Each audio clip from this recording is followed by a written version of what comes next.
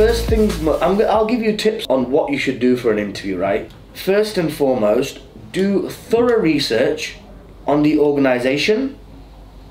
What is their current events that they've got going on? Have they just had a company day out? What is their culture? What are their products and services?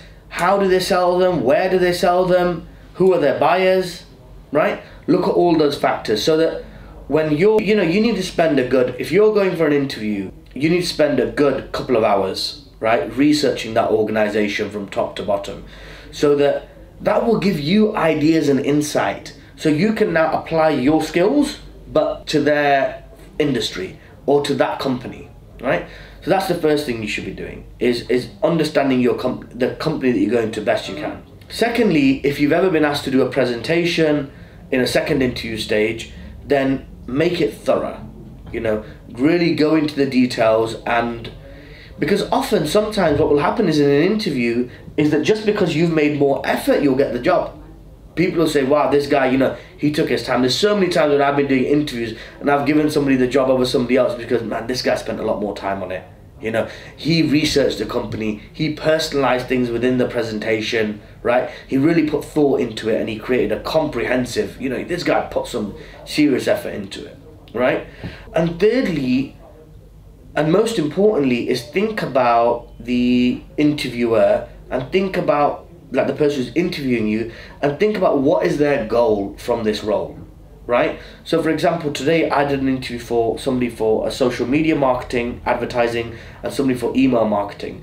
Think about what is the company's end goal on this? What do they want to achieve? Let's forget what I'm trying to do and that I love, sexy creatives, right? What does the company want to achieve from this? And let me talk about what they want to hear about. Yeah? So the company wants to hear about lower cost per acquisition. The company want to hear about more qualified leads. The company want to hear about more revenue, more sales, lower cost. Talk about that. That's just a general rule in life, right? If you want to get someone's interest, right, you want to attract them, don't talk about you and what you like. Talk about what they want to hear. So everything that you're doing is you're tailor-making it to their organization, your conversation. Everything that you're talking about is tailor-made towards what they want to hear, the end outcome they want, and that shows someone serious. And this is going away from an interview process, but generally in life, be a master of your trade. If you're into Facebook advertising, for argument's sake, be a Facebook advertising geek. Know everything there is to know about Facebook advertising. Be online every day. Read the blogs about Facebook advertising. Read the blogs about what's going on there, what the new innovations are, because that will come so in handy. For me, what I'm looking at when I'm hiring somebody is, what can this person teach me? What is it that I don't know that he can teach me? So if somebody's up to date with the market, he's automatically well ahead of me, because I'm not sitting there all day long learning about Facebook advertising, right? I might have a certain level of knowledge, but I don't know what's happening today in it. So if you're up to date with your space, and that's not something that you can do just before your interview. I mean, you can try to fool somebody, but I wouldn't recommend that. What I'd recommend is overall be a master of your craft and regularly be researching, so that when you go for that interview and you're meeting someone, you can talk to them about the trends, the latest things that are happening, and that will show that someone like me, the interviewer, that you're well ahead of everybody else, that you know your craft and you know your game. And that's what people want. They want, I want somebody who's going to come and teach me. And if you know all the innovations and all the latest tricks and all the latest things that are happening on the platforms, then it shows that you're miles ahead of the competition. That's the biggest tip, I think, out of everything else. Just if you're ahead of your competition and you're fully researched, then you're going to be winning. The first interview I did was for my job at Phones for You, right? The job where I made that 5K in my first month, right? I had no experience. I just went out with full-blown confidence and enthusiasm. It was a sales role, right? And I said, I was just lucky. There was a regional head of sales somehow who ended up interviewing me, right? And I just went in big and bold, right? I'm going to be the best. I'm going to be the best salesperson this company has ever hired before, right? That was it. That's how I got that job. All the interviews I've ever had, I've always got the job, right? It's always just been confidence, going in there.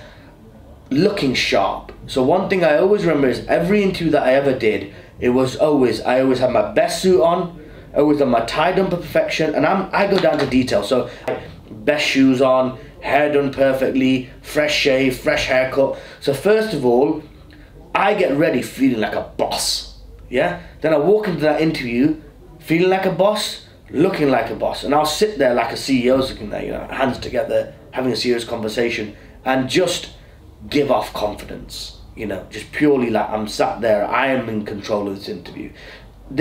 I would know in my head even what I was going to say to them. They'd ask me a question, I'd give the answer that I wanted to, which may even be off topic for them, right?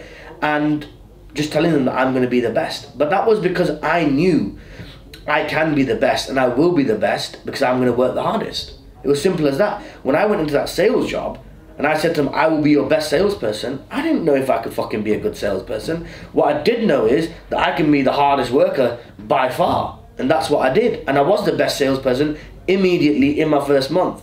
So go in with confidence, let them know what you can do for the organization, and let them know, worst case, you're going to be the hardest working person they'll ever hire. Who's going to say no to that? You know, you go into a job and at the end of it you say, I'll tell you one thing, there might be people more qualified than me, might be people more experienced than me. One thing I can tell you, sir, is you're not going to find anybody who can work as hard as me, because I'm determined to be a very successful person in my life. And this is just a stepping stone for me. I'm starting here and I'm going to make the most of this opportunity. I really value this opportunity. I want this opportunity more than anybody else wants this opportunity. That kind of thing, when you start saying things like that, you know, that's putting all of the logical discussions aside. You're now talking emotionally, and that appeals to people, yeah? One thing I can tell you, sir, is you're not going to find somebody that will work as hard as me. One thing I can tell you, sir, is nobody wants this as much as I want it. I'm going to prove to you that I'm the best decision you ever made. You know, somebody came and said that to me, he's fucking getting hired. He's getting hired, full stop. I'm taking a risk on that guy, because I just love that passion. You know, when somebody starts and comes and puts it on the line in that way, I'm like, man, that's a guy. Because I know I was that guy, you know? And I know when someone's got that kind of fire and desire in them, that they're going to do something. They're going to make some sort of an impact. Luck always plays a very important part. But I do find the harder I work, the luckier I get. So it kind of goes hand in hand. And if you look at any hyper successful businessman and you ask them, you know, what is your key to success? I'm telling you, 99 out of 100 will say luck within the top 3 things. 100%. It's a fact. Because there's so many other people in this world who have more talent than me, have a higher IQ than me, but I am where I am, right? What is that down to? It's down to me taking risks, right? Me taking risks and then coming out winning out of those risks. Now, the middle part between risk and winning becomes luck. That's the middle ground. Now, is it pure luck? No, not really, because if I didn't take that risk, I wouldn't have got that lucky to win.